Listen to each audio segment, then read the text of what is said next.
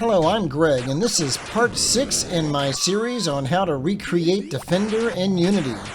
In this episode, we're going to implement Hyperspace, smart bombs, and fix an issue with the player ship shooting itself. So, if you've ever wanted to learn how to write a game from scratch in Unity, then grab your favorite beverage, pull up a chair, and follow along as I teach you how to recreate Defender in Unity.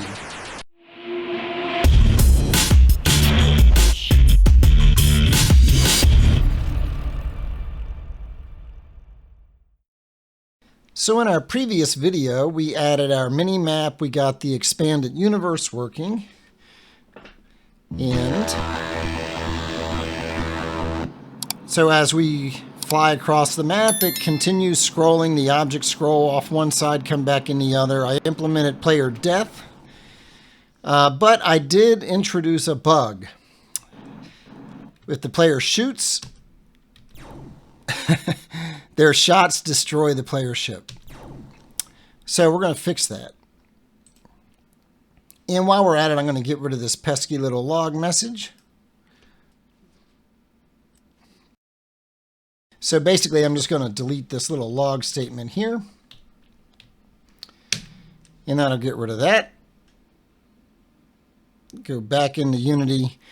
The reason that the shots are destroying the player ship is it's a physics layer issue. If we go into our prefabs, weapons, and select our player profile, our player projectile is on the player projectile layer, but this node here that actually has the collider is on the default layer. So let me just go ahead and put that on the player projectiles layer. Save it and hit play.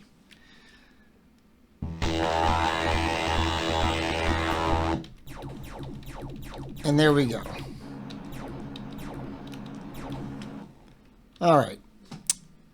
The next thing I want to do is implement our smart bombs and hyperspace. We'll start with the smart bombs. Now, in order to implement those things, we actually need to update our input system. So I'll go into our input system folder and double click on Defender. And we currently have actions for move, fire, thrust, flip direction, and start. We want to add a smart bomb action. And we want to add a couple bindings. So the first binding is going to be for the keyboard. And I'm really wrestling with what keys to use. So we're using in to thrust. As you see here, we have the N key for thrust, the M key for fire, and for move we're using WASD. We're actually really only using W and S. So in flip direction we're using the comma key. So I think I'm going to use X for smart bomb, just for lack of a better letter. So I'm going to come over here and say listen, click X, and go down to X keyboard. And I'm going to make sure that's part of the keyboard scheme. And then we're going to add another one, and this is going to be for my Xbox controller, my gamepad. I'm going to say listen, and I'm just going to click the left trigger. Boom. So there's smart bomb. Now we also want to add hyperspace while we're in here. We might as well take care of both of these. Hyperspace. And I'm going to use H for that, for the keyboard. Oh, and let me go back up here and specify gamepad. All right. And then add another binding, listen, and I'm going to use the A button, which it's calling button south on the gamepad. And that'll be gamepad. All right, that should do it for our input controller. Let's go into our scripts for the input system. And you remember we have an interface and then a class that implements the interface. So we're going to come up here and we're going to add a couple of events. We want to have on smart bomb pressed.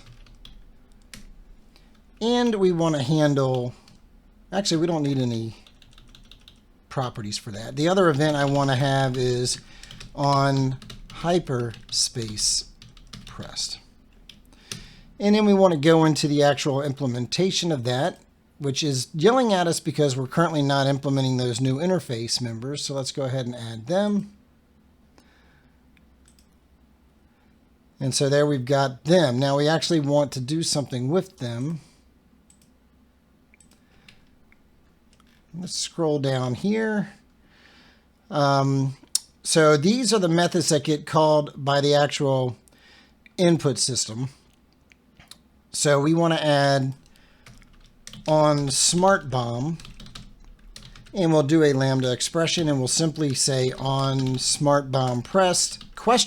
Dot invoke, and that will invoke our on SmartBomb pressed event if anyone has subscribed to it. And we'll do the same thing with on Hyperspace. On Hyperspace press ? Dot invoke. So now our input system is set up. We're actually going to want to subscribe to those events in the game manager. So the same way that we have our score and our lives, we want to add a public int SmartBombs get private set. We're going to add an event here, public event action int SmartBombs changed. We're going to add a start method. And in here we want to get our input system. So we want to say user input equals user input dot instance. And we will create that field. I'm going to put that down here. I'm also going to want to have a delay. I don't want you to be able to spam the SmartBomb button. You'll use them all up before you, I just want to make it so you can press them and wait something like a quarter of a second before you can press them again. So that'll initially be 0. Also in start here, we want to subscribe to on SmartBomb pressed. And I'm going to call that handle SmartBomb pressed. I will create that method, and then I'm going to move that down to the bottom of the file below all our public methods, and I'm going to delete this line here. What we're going to do in there, one thing we need to do before I forget, we need to initialize our SmartBombs to 3. So in here, we want to say if our SmartBombs is less than 1 or time.time is less than our SmartBomb delay, then we just want to return. So if we don't have any SmartBombs left or we haven't passed the delay time, we're just going to get out of here. Otherwise, we're going to reset our SmartBomb delay to equal time.time plus a quarter of a second. And then we want to invoke the SmartBomb changed event. And we're going to do like we did with lives. We're going to decrement SmartBombs. So the decrementer is before the property, so it's going to decrement it first and then pass it into invoke. And it's important to note this is only going to happen if something has subscribed to this event, which should definitely be the case, because not only will our new script that we're about to write subscribe to it, but our UI is going to subscribe to it as well. All right. I think that's good for the game manager. So we want to create a new script in Unity. So let's come back out here, and we're going to put this under the mobs folder. I thought about putting it under weapons, but since the SmartBombs only affect mobs, I'm going to put it in here. So I'm going to create a new script, and I'm going to call it SmartBomb target. So I basically can apply this script to anything that can be destroyed by a SmartBomb. So the same way that our mobs have the destructible script on them, they can also have this script on them. And let's go out to our prefab mobs, select our lander, and drag that smart bomb target script on there, and let's double click it to open it up in Unity, in the editor. In my case, Rider. So the way we're going to determine if a target should be destroyed by the smart bomb is we're only going to destroy the ones that are on the visible part of the screen. And to determine that, we're going to use our camera. And I like to cache the camera. So I'm going to say camera, main camera. I'm also going to cache the game manager. And we're going to cache those in start. So I'm going to say main camera equals camera.main. That's just a little helper function that will get us the camera, and we're going to cache it so we don't repeatedly reference this. And then we're going to get our game manager using find object of type, game manager, and we're going to subscribe to that smart bombs changed event. And we're going to call it on smart bombs changed. And I'm going to hit Control plus and say create method. And get rid of this extra line here. In on smart bomb change, we're going to change this parameter to bombs. We are going to say, we're going to create a new Boolean function that's going to tell us if we're within the bomb range. So we're going to say is within bomb range. And the way we're going to determine that is we're going to get our viewport position. Viewport position. And we're going to get that from our camera. So main camera, world to view. Oops. We want world to viewport point. And we're going to give it our transforms position. Right, and then we are going to return true if the viewport's position dot x is greater than 0 and less than 1, and we probably don't really need to check the y because we're only scrolling left and right, but there will be landers that will go up off the screen carrying humans that they've captured, so I think I am going to check the y value as well. Viewport.position.y is greater than 0 and less than 1. Now, if you're using an older version of C#, an older version of Unity that doesn't have this new syntax, you would have to write this a little bit differently. You'd have to say viewport position.x greater than 0, double ampersand viewport position.x less than 1. This is just a shorthand pattern syntax that they've added to C# with the newer versions of Unity. Just want to point that out. Zoom out just a little bit so you can see the whole thing. Now in here, we want to say if we're not within bomb range, or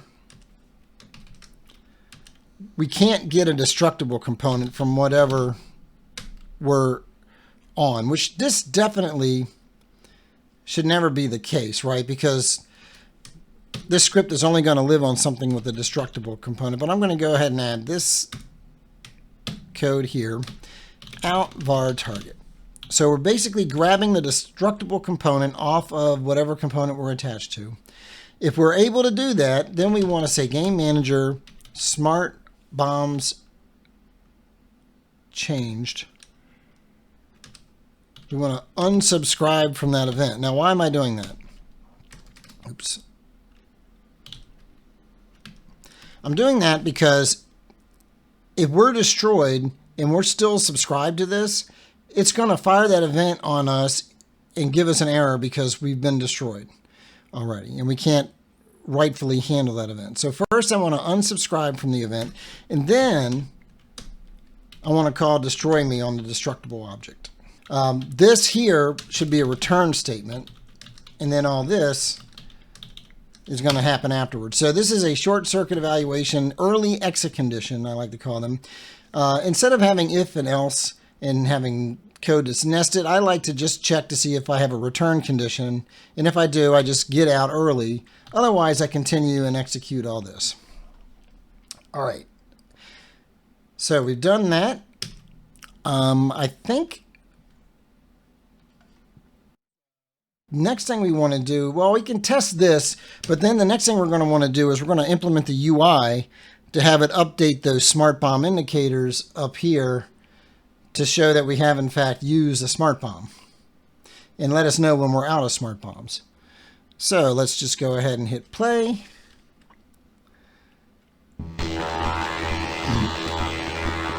So there's currently 2 mobs on the screen, 2 landers.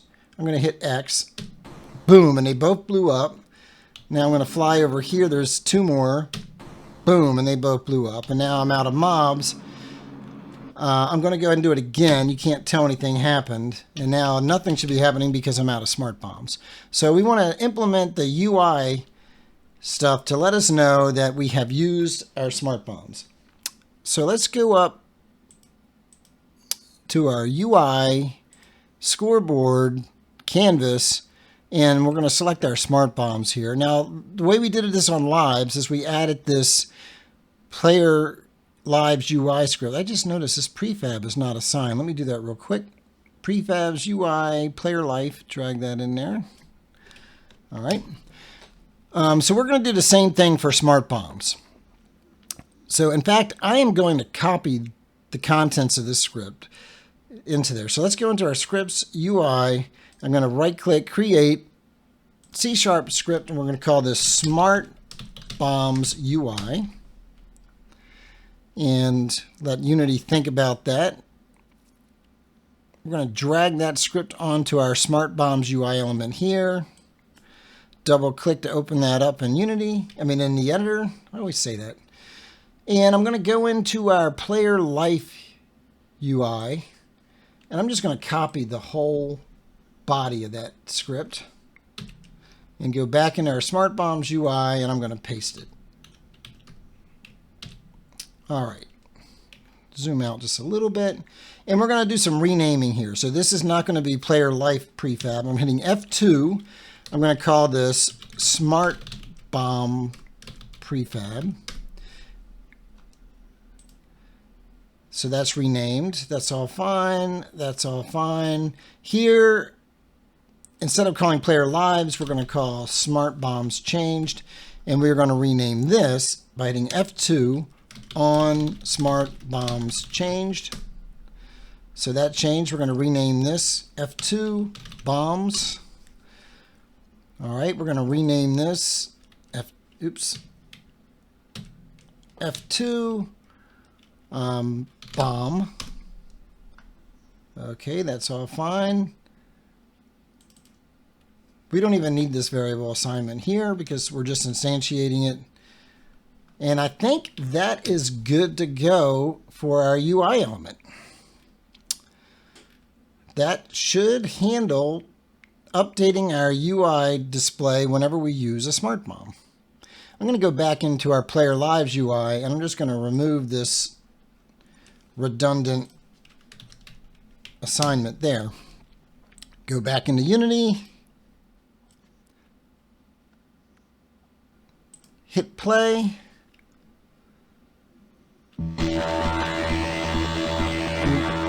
I'm going to hit X to use a smart bomb. Boom, and now you see we have 2 smart bombs, 1 smart bomb. Let's fly over here. No more smart bombs. I'm going to add some more landers just so we can have more things to kill here. So I'm going to pick all of these guys, and I'm going to hit Control D to duplicate. And let's just move them. I kind of lost track of them, so let me do this again. I'm going to pick all of these. I'm going to duplicate them. I'm going to pick this guy, and I'm just going to move him up a little bit. I'm going to pick this guy and move him down a little bit. I'm going to pick this guy and move him to the right a little bit. I'm not even sure where he is. Pick this guy. Move him to the left a little bit. All right, we should have a lot more landers now to shoot at. So let's hit X. Boom. We have 2 bombs left. Boom. I want to... Oh, I flew into him. And we lost a ship. I'm going to go... So he should not be destroyed because he's out of range. And now we got an error here. This is what I was trying to prevent by unsubscribing. So I'm not sure why that happened. Oh, I know exactly why that happened. If you bear with me here, the target that I flew into did not unsubscribe from this. So what I need to do is I need to add an on destroy, and I need to basically copy this line. Or actually, I'm going to cut this line. And when we are destroyed, we want to unsubscribe from that. That was a good test I didn't think of ahead of time. Let's go try that again.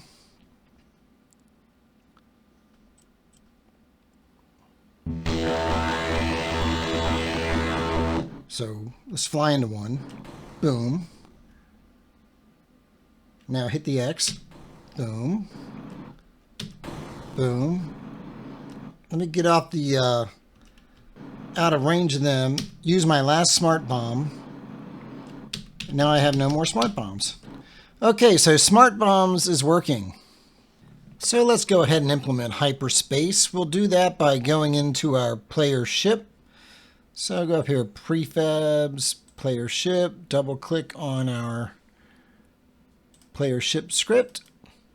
And we're going to add a reference to our main camera here, and also add another delay like we did for the smart bombs. We want to have a hyperspace delay. So I'll have a float hyperspace delay. Alrighty, and then in awake we will cache our camera. Main camera equals camera.main. Alright.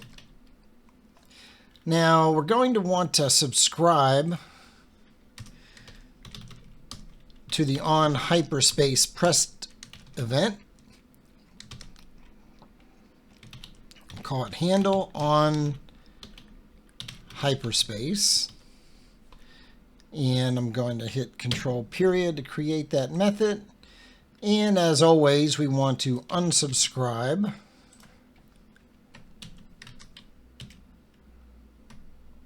All right.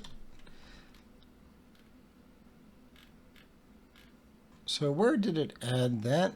Oh, here we go. I'm going to move this down to the bottom of our function right after handle on fire. All right, so what are we going to do in handle on hyperspace? Well, the first thing we want to do is see if we've if the delay has elapsed. So we're going to say if time.time is less than the hyperspace delay, which should be true the first time in here because hyperspace delay will be 0. We're just going to return. So we don't want to let them spam the hyperspace button. And then we're going to calculate where we can teleport to when we hyperspace. Basically, we want to figure out where we're going to re-enter from hyperspace. And we want to use the visible screen area again, but we also want to take into account our legal altitude. If you remember at the top of our class here, we have this legal altitude that keeps us from moving our ship above up into like where the mini-map area is and below the bottom of the screen. So we're going to use those as well, but we're going to have to convert those to the viewport screen coordinates like we did with the smart bomb range. So first of all, we're going to say legal entry altitude equals main camera dot world to viewport point, and we're going to give it that legal altitude vector as the parameter. So that's going to give us a value for the legal altitude that's within the visible range of the camera. We're going to use that. We're also going to reset our hyperspace delay. Let me put that up here, actually. Hyperspace delay equals time.time plus 0.25. All right. So now we want to calculate our re-entry position. So re-entry position. And we're going to initialize that to a vector 3.0. And now we're going to just do some random stuff. So we're going to say re-entry position.x is going to be a random range. And we're going to go from 0.1f to 0.9f. That's going to be a normalized value within the visible range of the... what doesn't it like about that? So I think we need to make sure that we're including... We don't want system.random. We want unity.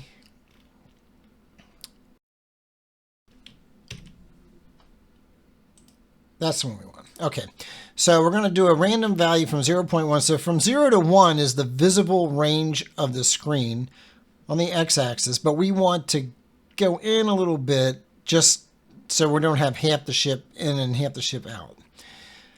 So that's going to be really easy. The other one is the y. So we're going to say re-entry position.y. We're going to actually clamp this. We're going to clamp it to random.range. We're going to do the same thing, 0.1, 0.9, but we're going to clamp it to the legal entry altitude.x, legal entry altitude.y. And then we're going to convert that to world coordinates by using the main camera. And this time we're going to go from viewport to world point, convert it back. Now it's going to change the z-axis to -10, which we don't want. So let's set the z-axis to 0. And then just assign that back to our transform position.